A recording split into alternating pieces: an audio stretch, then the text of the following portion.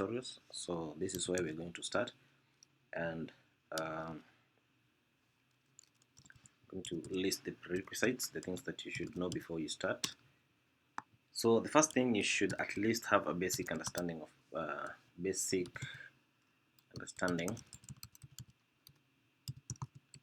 HTML, CSS, and JavaScript.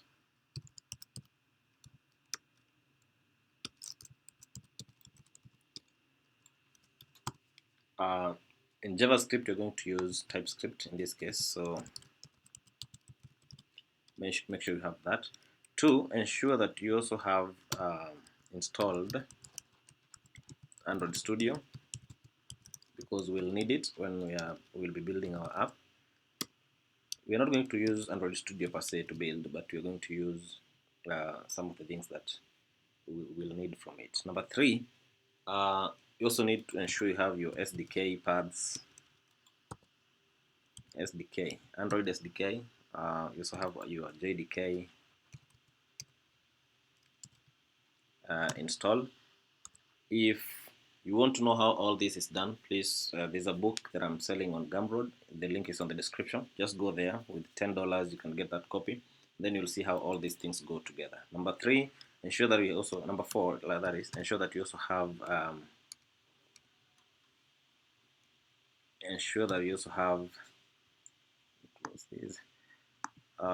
npm installed, and also ensure that npm, this is not BS, because we're going to use that engine. I think that's all we need for now. So we're going to start by creating our first Ionic, by first of all installing Ionic. So I'm going to open my terminal. So I'll open terminal, clear everything. So on my terminal, I'll type npm install globally Ionic, and now you hit enter. I won't hit enter because I've already installed it, and now you will have it. You can also start by checking your npm version and your node version as well. Ensure you have the way I have. From experience, I've seen this thing working with JDK 8. So as you will be developing, ensure that your JDK is version 8. Any other, I've not tested, but I've also experienced problems with any other version other than version 8 of JDK. So I'll also leave the links on where to download them, everything on the description below, and also I'll leave a link to my site where you can go and view everything. So to start an Ionic project, you type Ionic Start is the command. Ionic have their own CLI where you can type Ionic commands, and the first command you're going to type when you're starting a project is Ionic Start, and then the name of the project is what will follow. So I will type Ionic Start, our project. This will be, let's call it demo app, and then what will follow is the type of template you want to use, just like Android, where you choose whether it's a map template or an empty template. This way you choose. So in our case, I'm just going to choose a blank one, but there are so many other templates available. There's the side menu. There is, if we skip this one, for instance, we just cancel. If we skip that, it will ask us which type do you want. So it's Angular. If you choose Angular, then it will show us the several types of templates available. So for me to start it directly, we don't, instead of doing that, we just type Ionic Start demo app, and then the type we want. So I want blank. Then now that was template type, and then this is the type of project, which is now Angular. If you're good at React, then put type is React, and then hit enter. It will do everything, and then it will install the dependencies. If you open your folder, you'll see that you have the demo app folder already created, and inside it, a scaffold. Everything that is required by Ionic will be installed there, including the node modules folder that will be there. So I won't close this. Let me keep it like this so you can see. So I'll post the video, then come back after everything has been installed. There's nothing actually we're going to be asked here. So if you're new to this channel, first of all, don't forget to subscribe. I'm going to teach you how to not only just create a simple app, but we're also going to do a simple project together once we're done with the tutorial. So don't forget to subscribe, and don't forget to like this video, share, comment. If you have any question, ask, and I will be very glad to assist you guys. So guys, so we have completed installing our starting or creating our Ionic projects. Now we have a project which is here. So if I reload this, you'll see we have everything. We have the E2E folder. This is for testing. If you have completed writing your Ionic functions and you want to do tests, so this is where you write your tests, and it will be run from this E2E folder. Then we have the node modules. Everyone who has done an or this is where all your packages, external JavaScript packages that you will be using, that where they will be installed. Yeah, this Node.js modules. Then we have our SRC, which is now where we're going to be working a lot on this app. Then we have the normal things on Ionic, but now our focus will be on SRC. Now on this SRC folder, we have other folders inside. We have the app folder, and this is where now all our code will be residing. We have our assets folder. This is where we'll be putting things like images, icons, and stuff like that, fonts, anything like that will be there. You have the environments. You have the production environment and the sandbox of the development environment. We're not going to touch on those ones. Then we have the theme. If you want your app to have a specific color theme, this is where you come and modify the themes of your app, the color. So secondary, primary color is this one. We have primary RGB. We have everything in terms of theming your app. Then we have our global. This is why we are going to be defining things that we're going to use globally. If it is fonts, if it is colors, if it is styling of buttons, styling of inputs, everything, we can do them globally, and then it will apply to all the app.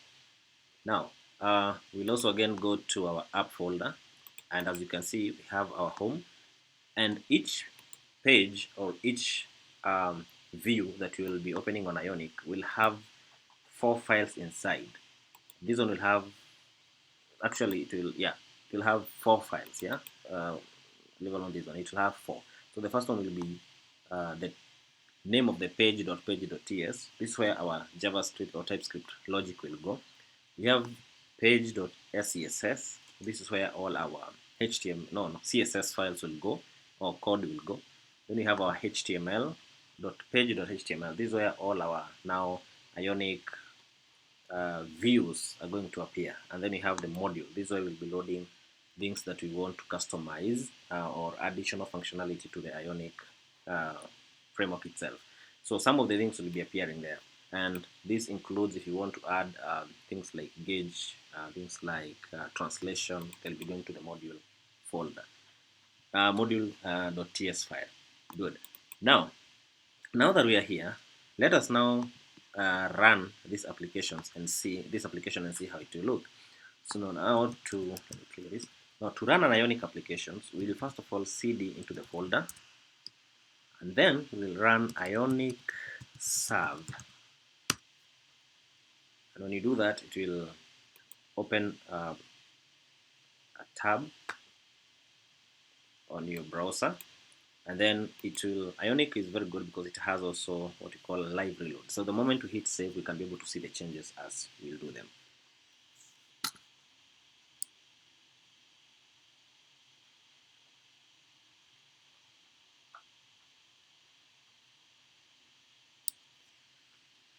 So let's wait for everything to open.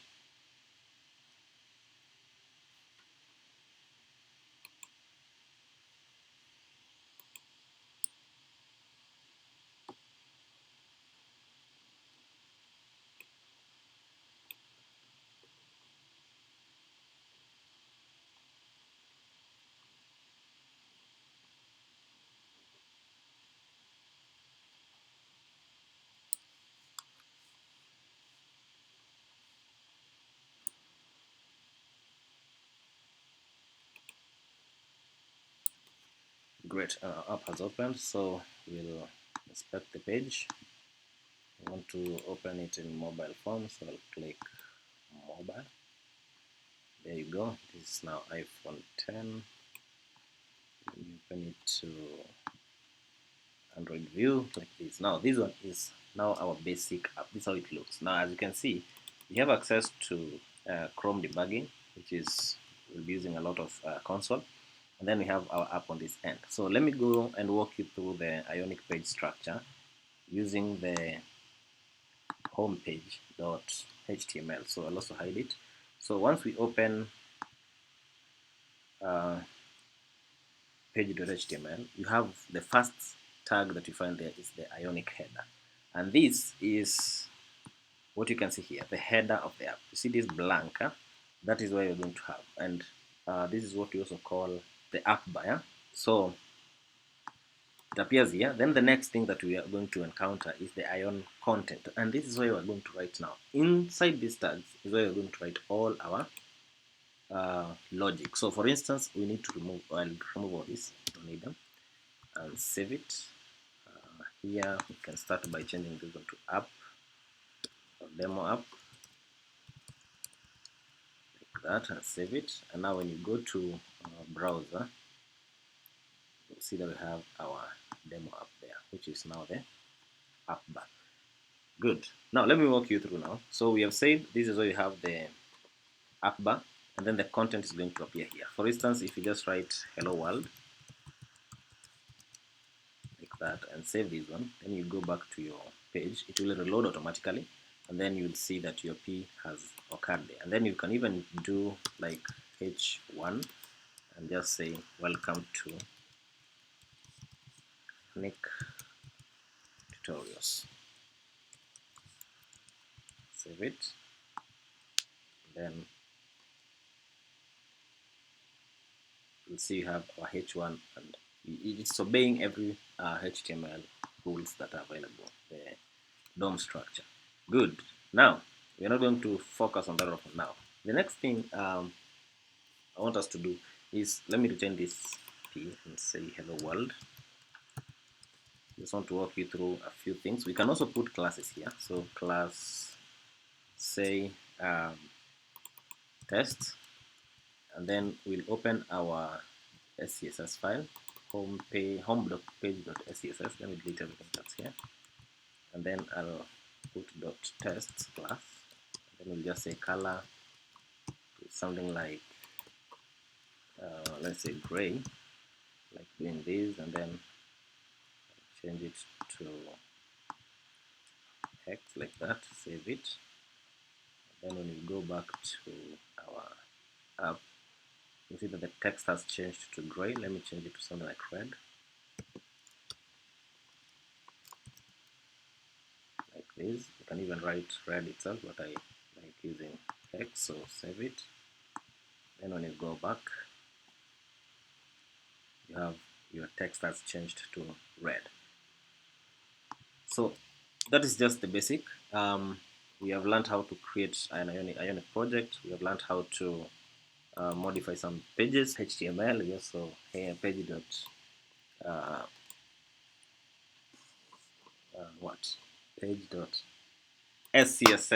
Come on, and even the JavaScript. Let me go to JavaScript, and we also have just normal scaffolding, and then here we'll just create an alert. So I'll just say after the constructor, just say alert welcome home, and then save it, and let's go back to Ionic, and then you'll see the alert showing up. There you go. But now in Android is a bit different, and will be there in short time. So in our next video, we're going now to start using the components, and this includes the inputs, the buttons, cards, and stuff like that, until we get a fully functional UI that looks much better. So it will be very easy for you to navigate through it. So until next time, kindly consider subscribing, consider like this video, comment, share. If you have any question, ask on the comment section below. If you need the ebook for this course, it's only available at Gumroad at only $10. So just go there, use the coupon code I have. I'll leave on this description, and then get your book, and let's go together as I explain more and more functionalities on the app. So thank you very much, and let's meet in our next video.